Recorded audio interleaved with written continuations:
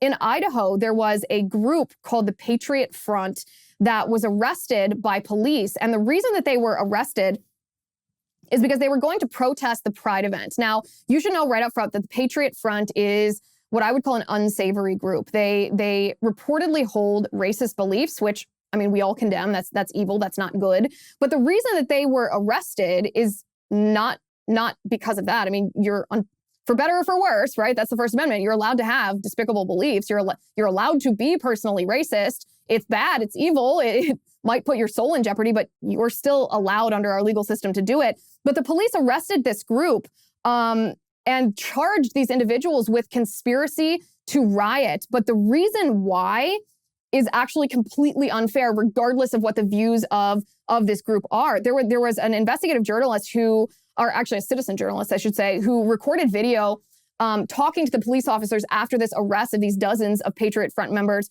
were arrested. And what the police officer said was the reason that these people were arrested shows that it's not just at the federal level. You will be targeted for your beliefs at even the state level and the local level.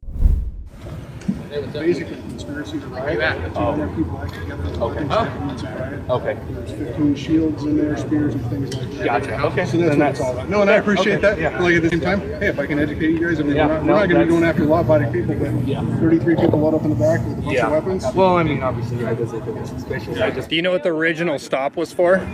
For that. But how did you know? How did you know that they We have informants. Nice. Okay, so what did he say? He said that the reason that they were pulled over was just because they were there, that they were all in the truck and that they had, shin guards and shields. Now, you and I can maybe agree that it's weird to have shin guards and shields. It's weird to mask your face and march around in khaki, and it's a bad thing to hold the ideology that this group reportedly holds. But what crime? What crime have they committed?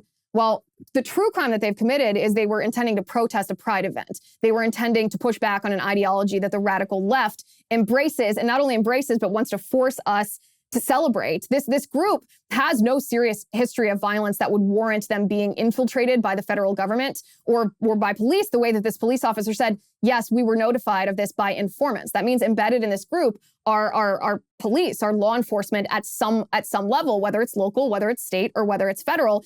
And remember, they were pulled over simply because they were planning to oppose this rally. Now, if there's other evidence that they had that they were capable and had a specific plan to commit violence, that's another thing, but that's not what the cops said.